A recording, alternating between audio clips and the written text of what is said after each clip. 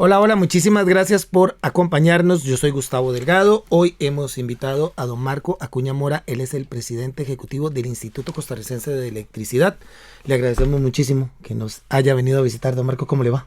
Muy bien usted y muchísimas gracias por el espacio. Un saludo a todas las personas que nos escuchan. Maravilloso. Hoy vamos a hablar acerca del estado de la institución como tal, ¿verdad? Tal vez podemos devolvernos un poquito en el tiempo para hacer la comparación del progreso de la gestión. ¿Cómo recibe usted el ICE?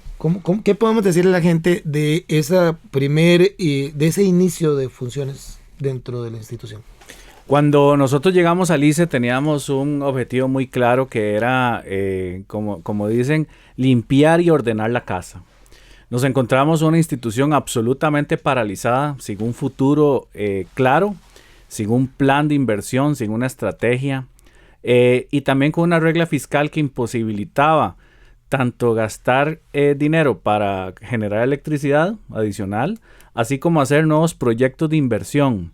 Entonces imagínese usted una institución emblemática del país, pilar del desarrollo económico y social, que no puede hacer obra ni gastar en mantenimiento.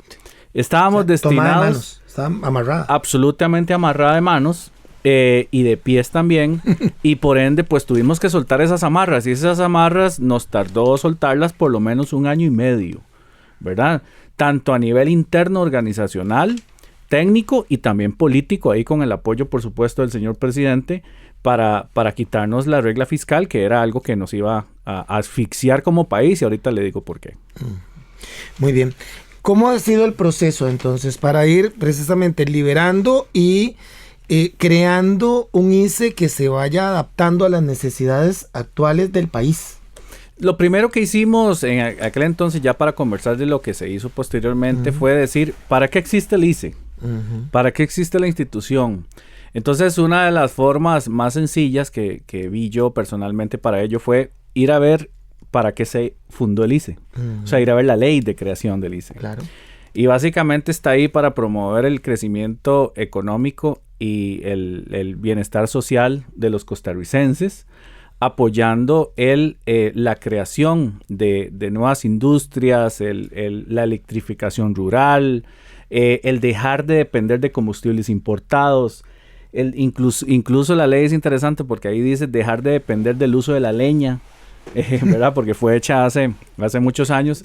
En fin. No, y todavía hay gente que cocina en leña. Por supuesto. Este país, sí. Por supuesto. Sin embargo, tenemos una diferencia bastante grande con otros países de la región en cuanto a eso. Y por supuesto, el cuidado del ambiente. Entonces, pues no, nos fuimos a hacer una estrategia que nos diera una ruta.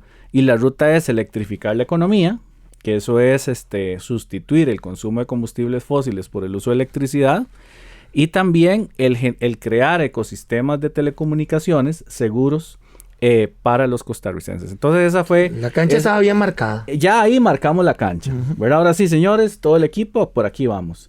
Luego, ¿qué seguía? Lo que seguía era hacer una planificación de inversiones para poder determinar cómo llevar esa estrategia a la acción.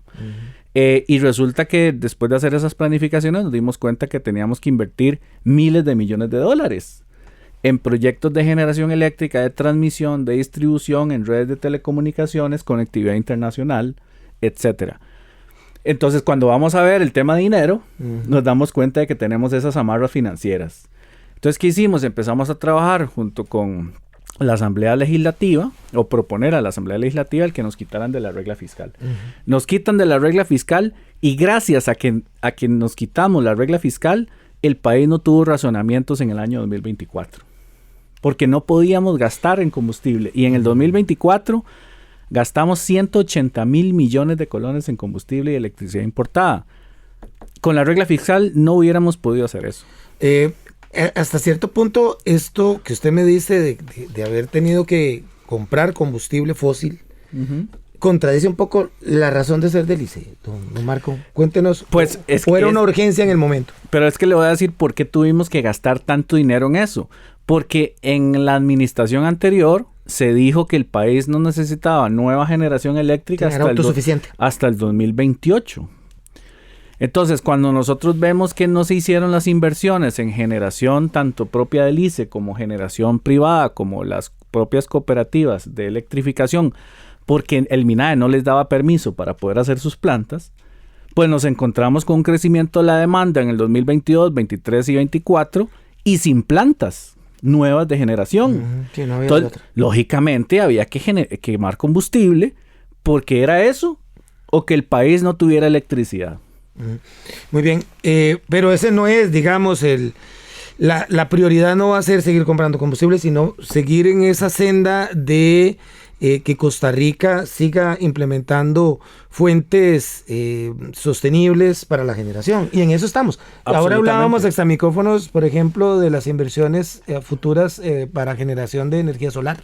Por supuesto, ya nosotros hicimos un plan de expansión de la generación que se llama, en donde determina una incorporación grandísima de energía solar para los próximos años. Estamos hablando de casi 500 megavatios de generación solar. Eso es más de un 13% de lo que está hoy instalado del total de potencia, que sería solar. También eólico, hidroeléctrico, geotérmico.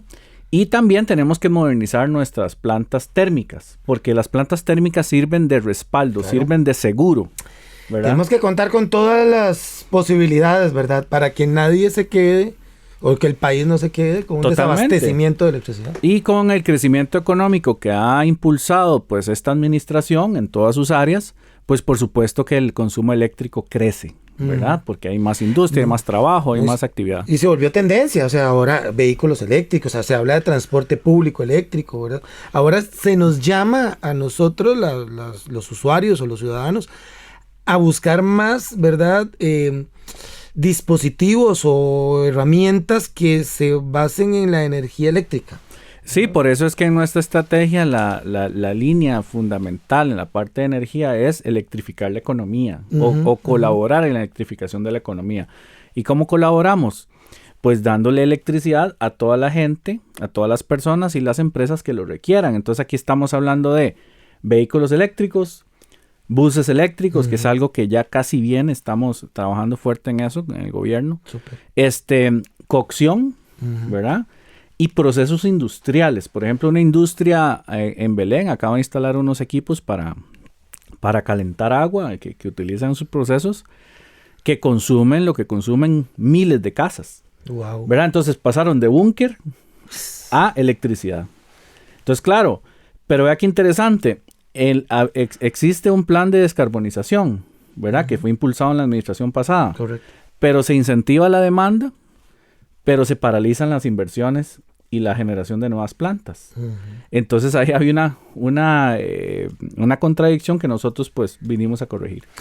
Don Marco, algo que a nosotros en algún momento nos sorprendió, y leí hace poco, lo dimos a conocer en Panorama hace unos días, inclusive, que ya unas familias ahí en Matama de Limón, creo que es de Matama, ya contaban, 20 familias, contaban con electricidad después de no sé cuántos años, ¿verdad? Nunca habían tenido.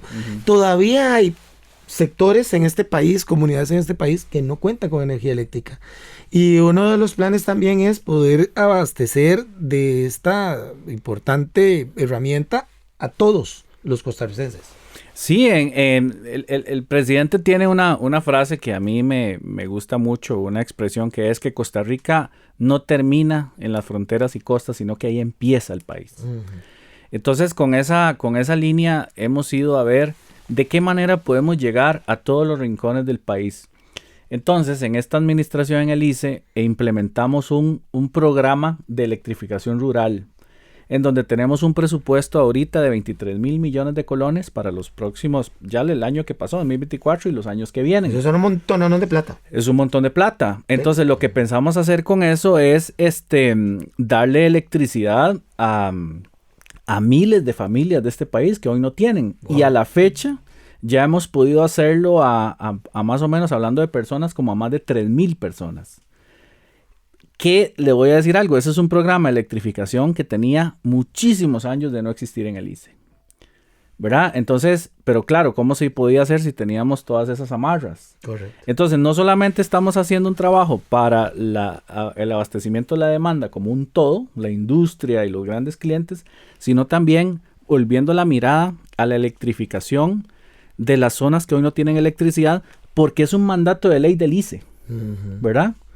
Entonces hay que llevarle electricidad a todas las personas del país. Hay que ser, si usted quiere hablar de cerrar brechas y hacer que la gente salga de la pobreza, ni siquiera tenés que hablar, que ahorita le voy a preguntar por telecomunicaciones, pero tenés que empezar por lo más básico, y es que tenga electricidad en la casa, ¿verdad? Sí. Que pueda cocinar desde una, valga la redundancia, de una cocina eléctrica o de inducción eléctrica, ¿verdad? Exactamente. Quisiera preguntarle, como ahorita indicaba, porque hemos hablado de electricidad, pero el tema de telecomunicaciones sí es sumamente importante para seguir haciendo Costa Rica competitiva, ¿verdad? ¿Cómo estamos con eso? ¿Cómo ha sido ese proceso? En telecomunicaciones establecimos una hoja de ruta, un plan en donde está conformado por 3 grandes áreas, que es el acceso. El acceso significa las redes celulares y las redes de fibra óptica para que usted accese internet, ¿verdad? Ese es el acceso. Luego está el transporte, que es lo que está lo que intercomunica todos los equipos, de los clientes y las torres celulares y todo, que eso es como las venas, digamos, del sistema. Y luego está la conectividad internacional, que es cómo se comunica Costa Rica con el mundo. Con el mundo. Nosotros tenemos esos 3 grandes segmentos. En la parte de acceso, implementamos un proyecto de fibra óptica de 40,000 millones de colones, que ya eso se está terminando. Y con eso hemos podido llegar a muchísimos lugares que antes no tenían fibra. Con Fonatel también se han implementado torres celulares en territorios indígenas, que eso ha sido muy, muy importante para el desarrollo de ellos.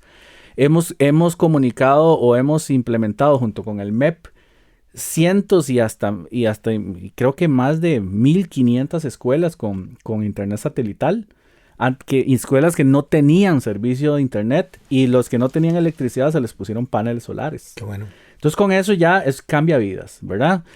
Y con las redes de telecomunicaciones hemos tenido sí muchos inconvenientes con el 5G. Es un tema muy, muy relevante para que el país siga desarrollándose. Sin embargo, hemos tenido obstáculos para poder implementar ese proyecto debido a diversas causas en el contencioso, medidas cautelares, recursos de amparo, etcétera, interpuestos por grupos sindicales y por empresas que se han visto, que consideran que han visto afectados sus intereses. Entonces ahí hemos tenido realmente un proceso bastante complicado. Sin embargo, con Raxa sí hemos podido implementar una red 5G para dar servicios a empresas y también para dar servicios fijos en hogares, que es colocar un módem que dé Wi-Fi conectado a 5G. Entonces, nosotros trajimos el módem acá. ¿Ah, sí? De aquí estuvimos con don Mauricio Barrantes, ¿verdad? Sí, señor. Aquí estuvimos hablando acerca, sí, y es buenísimo. Es buenísimo. Yo sí lo recomiendo, porque yo ya no solamente lo tuvimos acá, sino que tuve la experiencia de utilizarlo y es voladísimo. Es una maravilla. Y bueno, entonces ahí hemos avanzado. Ahora estamos con Colby, a ver cómo implementamos el 5G con Colby, que nosotros tenemos ahí una solución. Celular de Colby. Exacto, muchas gracias. Tenemos una solución que esperamos implementar en los próximos meses, pero bueno, ahí estaremos comunicando. Y en la parte internacional, tal vez para ahorrarnos un poco de tiempo, en la parte internacional, en los próximos meses estaremos anunciando grandes pasos en esa línea, en donde vamos a multiplicar la capacidad de conectividad internacional del país en varias veces. Wow. Eso va a traer muchísimas ventajas, va a tener más velocidades, menos latencia, que es el tiempo que tardan los datos en viajar. Y por supuesto vamos a dar mejores productos y servicios. Eso lo estaremos anunciando. Maravilloso. Una última pregunta. ¿Cómo vamos dibujando el ICE de que queremos heredarle, ya sea a la próxima administración o a las próximas generaciones de costarricenses? Y que se está trabajando desde que usted entró, ¿verdad? Cuando hablamos de esa visión, ¿cuál es ese ICE que queremos para el cierre de esta administración? Nosotros todo lo que hemos hecho ha sido para que tengamos una empresa estatal, una empresa pública sostenible en el tiempo. Y para que sea sostenible requiere elementos importantes como el resguardo del interés social, ¿verdad? el resguardo de los intereses económicos de la empresa y del país, no de los que trabajamos en el ICE, ¿verdad? Sino de todos. Y por supuesto también el cuidado del medio ambiente. Entonces hemos construido una cartera de proyectos que le den sostenibilidad a la institución y al país en los próximos años, con una cartera de inversiones de más de 3.500 millones de dólares. Y lo que esperamos es plantar todas esas iniciativas, todos esos proyectos, para que el ICE tenga continuidad y vigencia en el tiempo, siempre buscando el mayor beneficio económico y social. Entonces, en pocas palabras, con proyectos y acciones, darle sostenibilidad a la empresa para que siga dándole resultados positivos al país. Don Marcos, yo le agradezco muchísimo el tiempo que nos ha dedicado y le deseo muchos éxitos en todo lo que viene. Muchísimas gracias a ustedes, como siempre. Gracias a usted por haber estado con nosotros. Recuerde que mañana, a partir de las 7 en punto de la mañana, a través de su emisora favorita, presentaremos Panorama. Que le pase muy bien. Chao.